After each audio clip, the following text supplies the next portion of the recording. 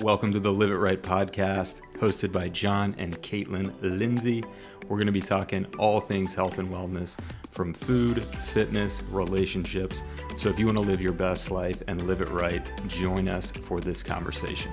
So whether you're a health enthusiast, a busy professional, or someone looking to achieve a more fulfilling life, you're in the right place. Tune in, subscribe, and join our community as we explore the path to living it right. Let's go.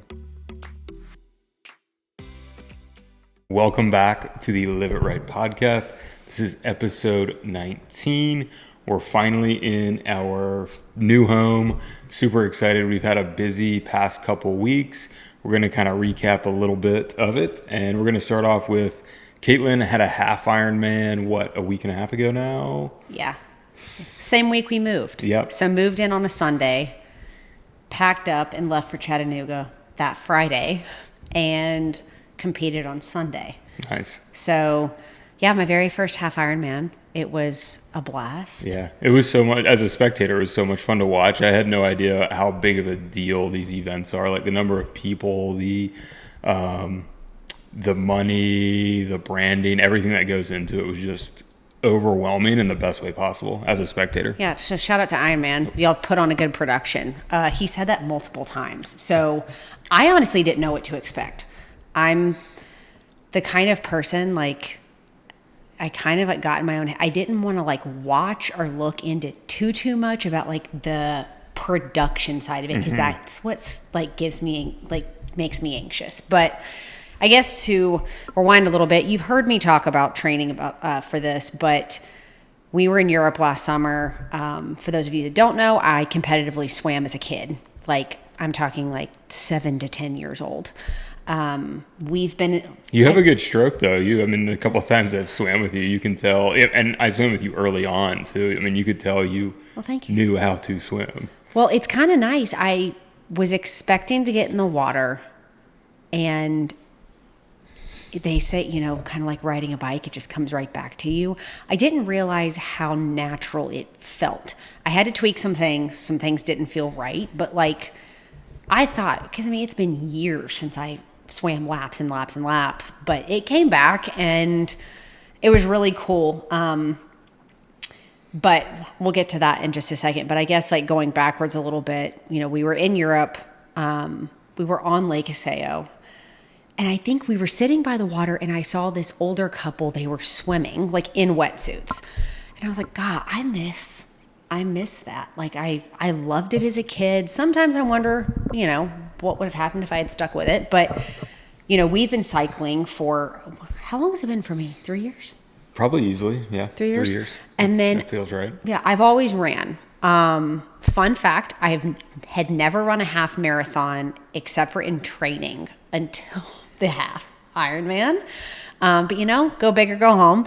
I've always loved running. I was more of a shorter distance track runner in high school. But anyways, we got on the subject. And for those of you that have ever trained for anything and you feel that fire building inside of you, you feel you're fueled by this motivation for whatever reason that may be.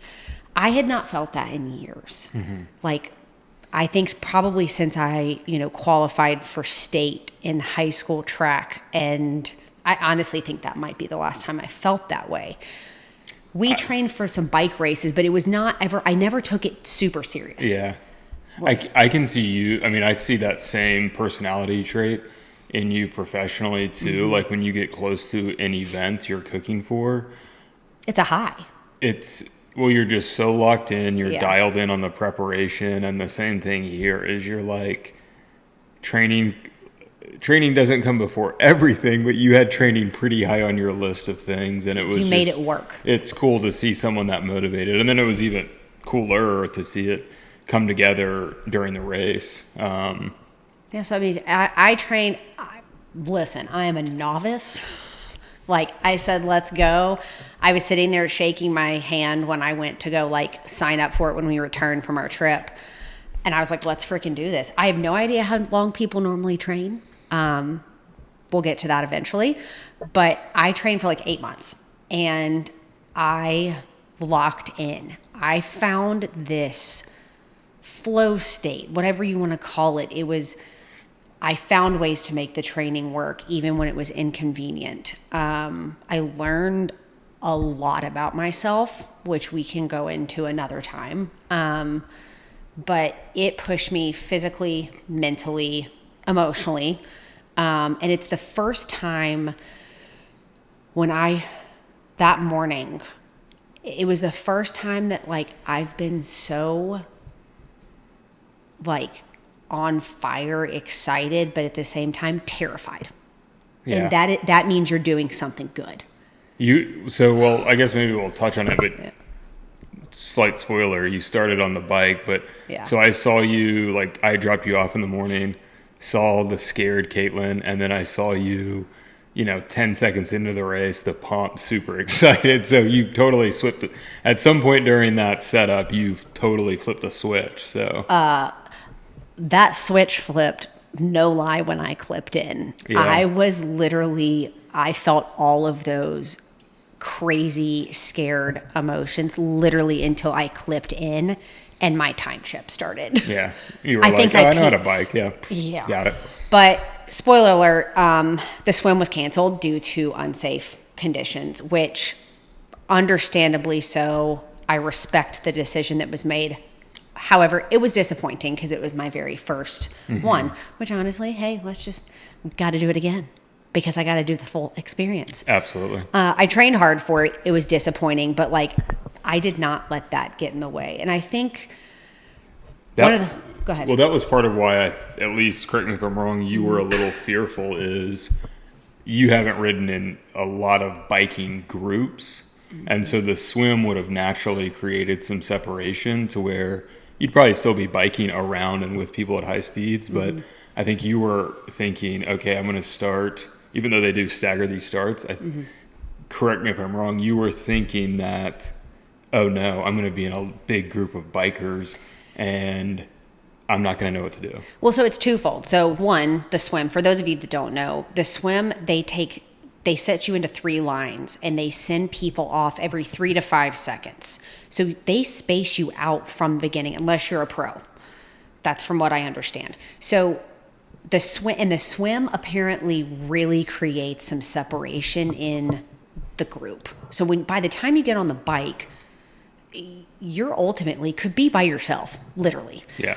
So they did a time trial start, which means 3 rows, and I think for time's sake, they cut it to every 3 seconds, they let 3 bikers off. But the day before when I checked in, I had to check in under a projected bike time. Now, whether people lie for strategic reasons or not, that was what was fearful is, what if I'm stuck in a bunch of people that don't know what they're doing? Or what if I get stuck in a group where it's a bunch of savages and they don't care if they knock people over? I had no idea what to expect. You see things, if you watch bike races on like YouTube, you see some crazy stuff. And I'm like, I just want to get out of here with all my limbs. So took off on the bike and literally I tell you a switch flipped. And like you were what were y'all?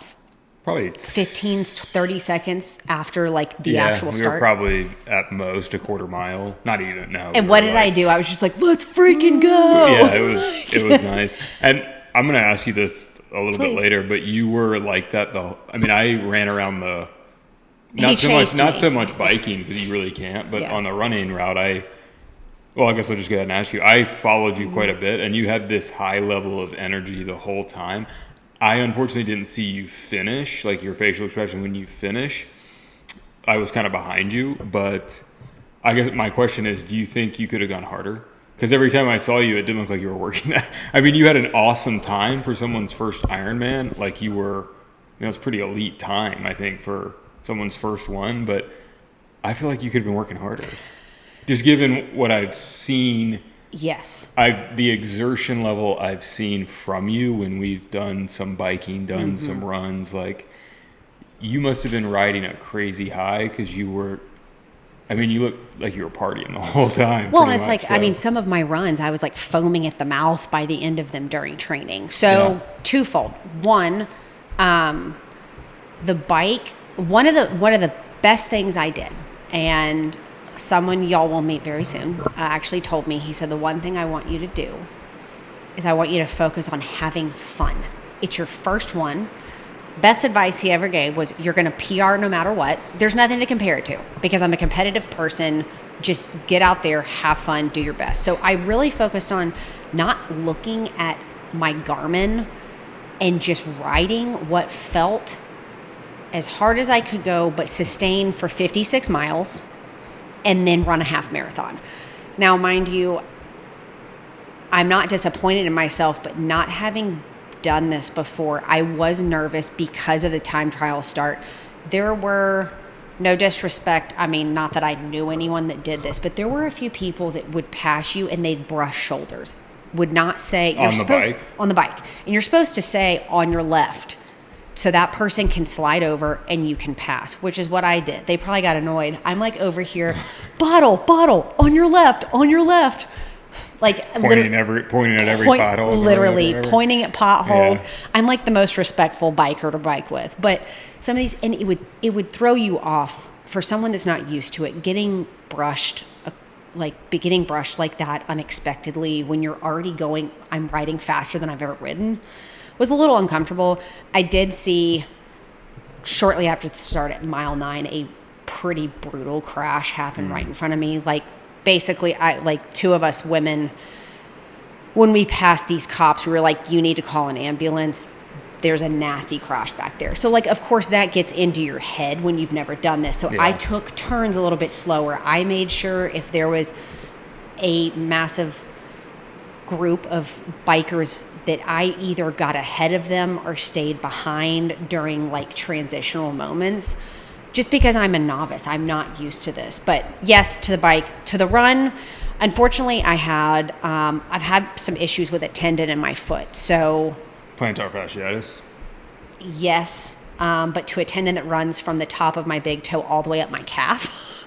So the run, like you said, I had fuel left. But I feared if I pushed it too hard, I'd end up in physical therapy for 6 months, which is what I was told. If I overdid it, it would end up being a lot longer recovery. So to me, I was like, I'm going to play it a little safe.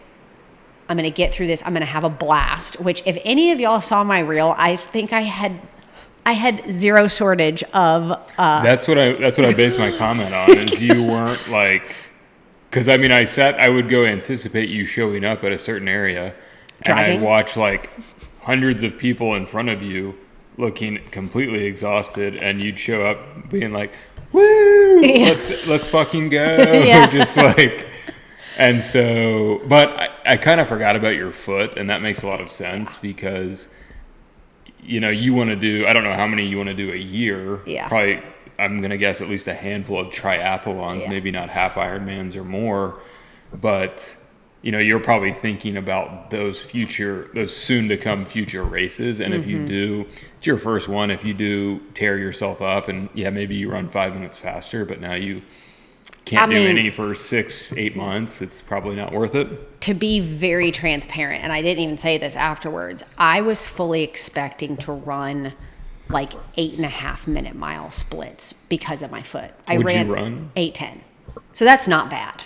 You had a couple miles. They were faster, under 8. Well, a couple splits between those timing chip locations, which were like probably 1.5 miles separated, But, you know, a couple takeaways was learning to be more comfortable with the way people ride.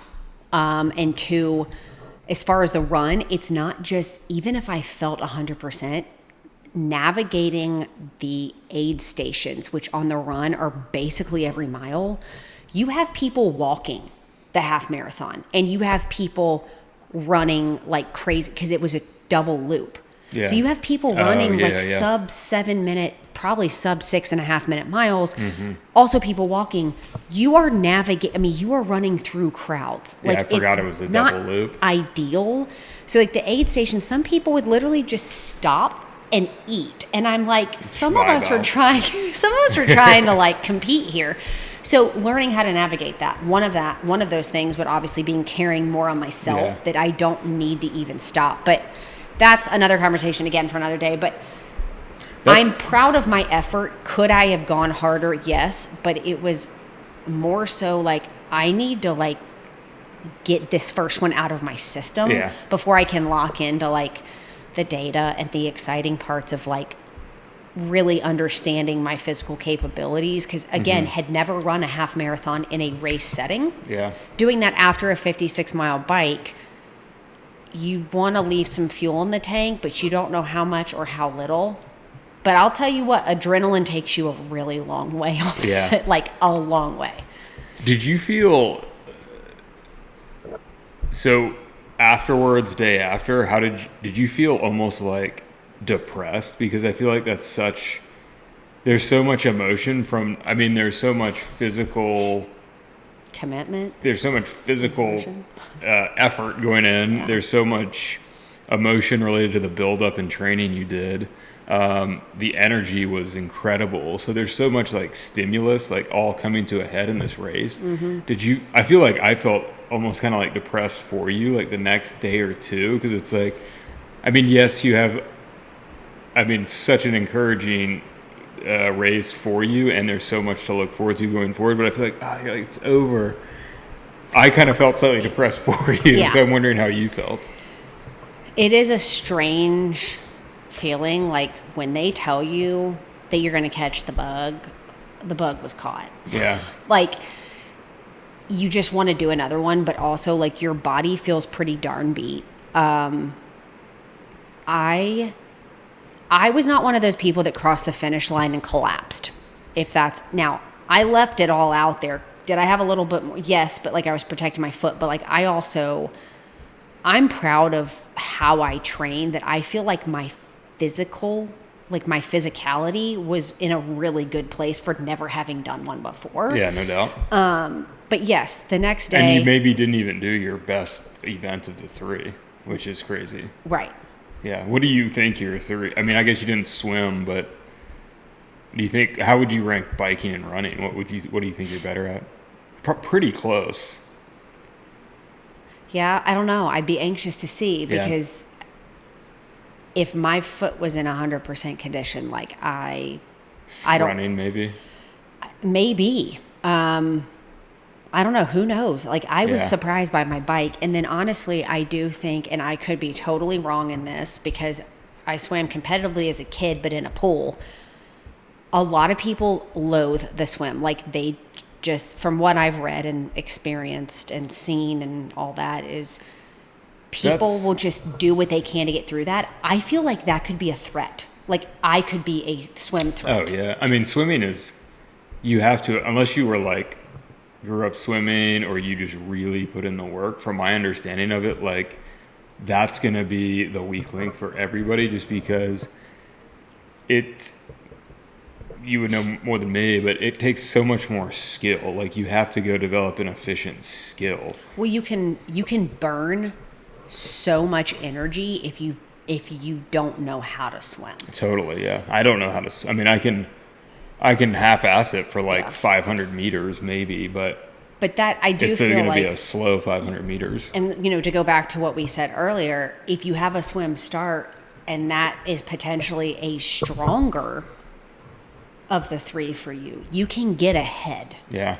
And you can really put yourself in a better position by the time you get on the bike. So, I'm excited to watch you swim. Yeah.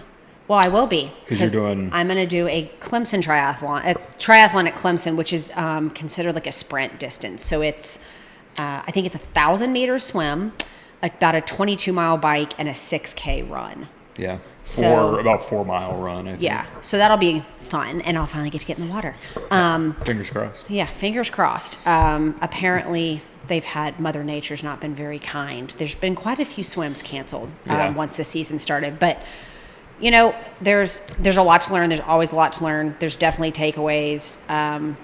The transitions are something that, like, really, when you see like commercials for them, they're like every second counts. It really does, because like I was worried about my foot, but I changed my socks and I shoved a banana down my throat, and it's just interesting how much time you can like obviously split. The transition, to explain, is basically when you get off the bike and transition into your running stuff, or you come out of the water, take off your wetsuit and, you know, get prepped for the bike. So that's a strategy in itself. And that was an interesting eye-opening piece. I had only practiced what I thought it would be. You don't know until you're in it. Yeah. Do they don't chip you for the transitions. Do you think your transition time is lumped into? No, it's part of the breakdown. Oh, it is. So they say swim T1, which is transition 1.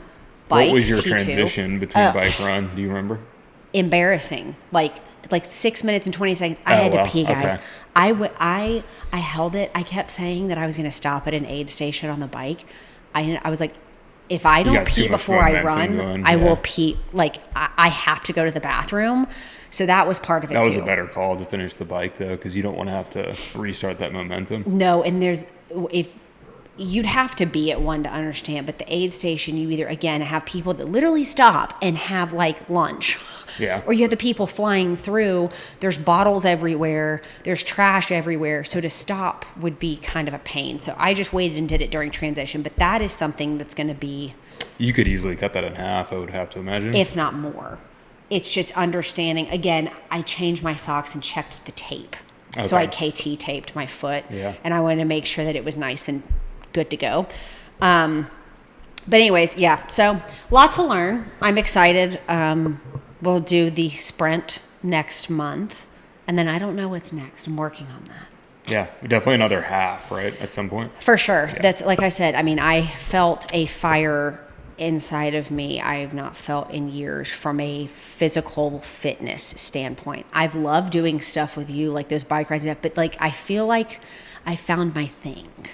Yeah, and the bike rides are stuff I signed you up for. You signed up for. You found this. You signed up for it. There's so much to be said about like you subconsciously or consciously, whatever, had targeted that. I maybe lightly encouraged it, but there's just something so much more fire starting when it's like your thing. It's not me. Hey, you want to do this bike ride? I'm encouraging you to do it with me. Yeah. Like there's just something different when you set out and do it on your own. So, I mean, it was really fun to watch you, not just at the race, but the training leading up to it too, like how dedicated you were. I definitely absorbed some of that energy and it made me more motivated to do everything from, basic sessions in the gym a little harder to riding harder to trail running harder, all those things. So it's a contagious energy, that's for sure. Well, and like you said, so you asked how I felt the day after. It is a little depressing, a little strange. Your body hurts really bad, but you're really proud of yourself, but you're ready to do the next one. I don't know. It's like a compilation of things, but as you mentioned, you kind of even felt a little bit of that. And just like you said, like my energy and my dedication to training, like it feeds, like find someone in your household that can do that, like that will feed off of one another. It really is cool to see how like that's evolved with us. And like now that we're in the new house, I've started to see that fire in John and what he's working on.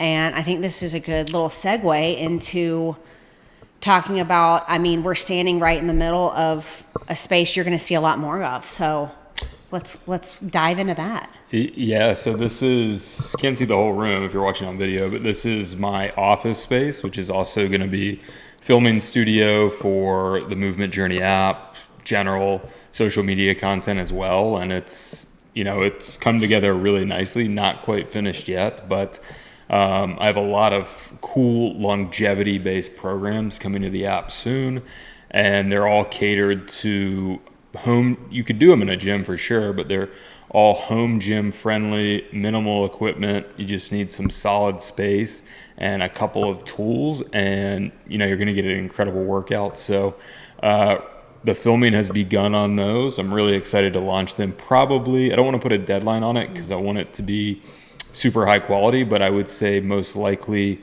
in the July 1st range, those will drop. Great for travel. You can do it anywhere. Yeah, they'll be a travel-based complementary piece to it as well. So if you don't have your home gym and you need, just your body weight, we're going to have some programs for that too.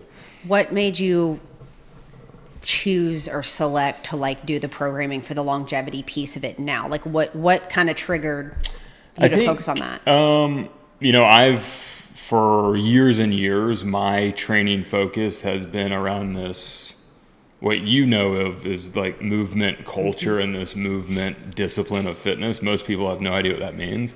And a lot of people might define it differently. I would define it as like your physical practice has high level stretching, gymnastic strengthy, body weight things, maybe some coordination pieces, movement-y stuff. Like that's what I've always, not always, but probably for the last 6+ years. I mean, that's my name on Instagram, is the movement journey, because of movement culture. I thought that was so cool, and I still do, but I've started to gravitate towards more, what I like to say is moving better so I can live more. And the live more piece is, going on a 30-mile trail run, doing a 6-hour bike ride all through Western North Carolina, like planning cool, challenging outdoor activities. Like, to me, that's just speaking to me right now, and it has been for a little while.